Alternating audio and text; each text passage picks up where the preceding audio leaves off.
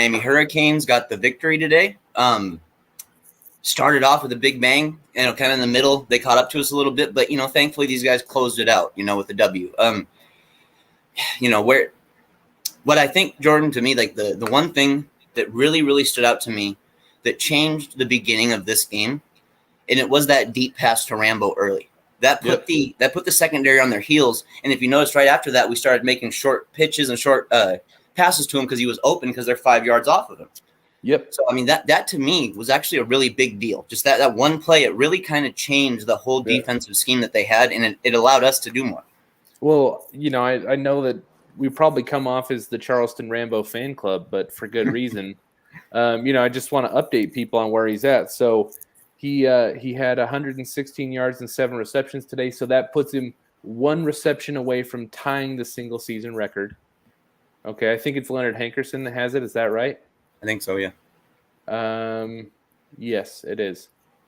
And then he is like 70 yards and change. No, 90 yards? It's like 90 yards and change away from breaking the single season receiving yardage record. And he has 2 games to do it now. So 21 yards behind Andre Johnson. And, it's a special season so far for Rambo. Oh, yeah. I mean, this is going to go down. I mean, the greatest receiving season in Hurricanes history. And just think of the guys that have come through here.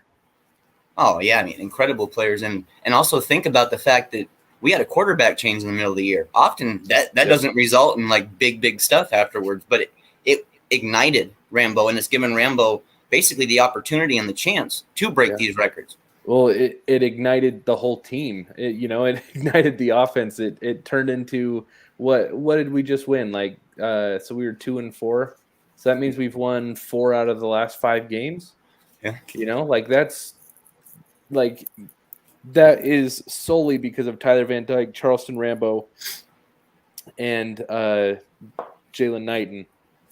Yeah. There's no other explanation for the turnaround, going 4-1. Yeah. But yeah, so I have a question for you, Ross. Yeah.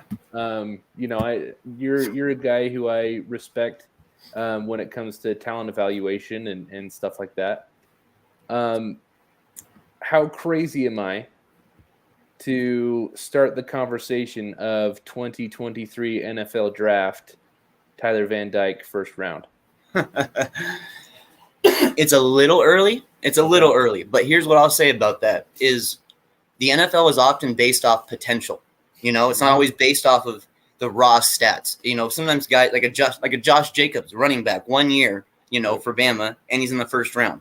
Yeah. TVD, if he continues to do this, he is going to be in the conversation as one of the best quarterbacks in the nation and seen as an NFL type quarterback because he has the arm.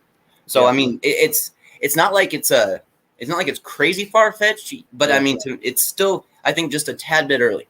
Okay.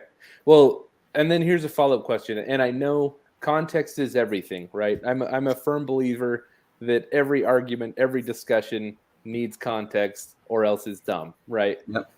But I'm going to ask you this question and ask you to take context out of it, okay?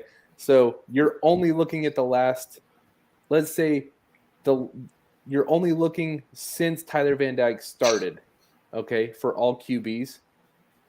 If you're just watching that game tape of Sam Howell, Kenny Pickett, and Tyler Van Dyke since Van Dyke took over, I mean, who's a better NFL prospect? Wow. I mean, that's a hell of a question there because I actually I got quite a lot of respect for Sam Howell. I know he's a rival and stuff, but I have a lot of respect for him, and I think he's really got what it takes in the NFL to find some success. I'd have a hard time, though, dude, turning down a TVD because of TVD's deep ball. I mean, the deep pass and the touch that he's showing with the cannon of an arm when he needs to do it, I'd have a hard time. Well, speaking of touch, I mean, that wheel route that he hit Mallory for was that our first touchdown or our second touchdown? Second, I think. But surprisingly enough, that was the play that got me off of my chair the most. Yeah. Just seeing the perfect touch on that pass, right?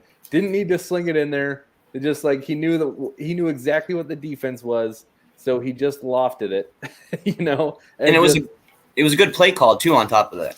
Yeah, for sure. But like that's what you want to see. How many quarterbacks You know, Yeah. like, you know, they feel like they need to fit that in when there's no reason to, right? And overthrow it, underthrow it, put it off target, right? So, yeah, I mean, it didn't seem like much, but that was a throw where I was up out of my chair and I'm like, this dude, like the game is slow for him right now, you know? Yeah.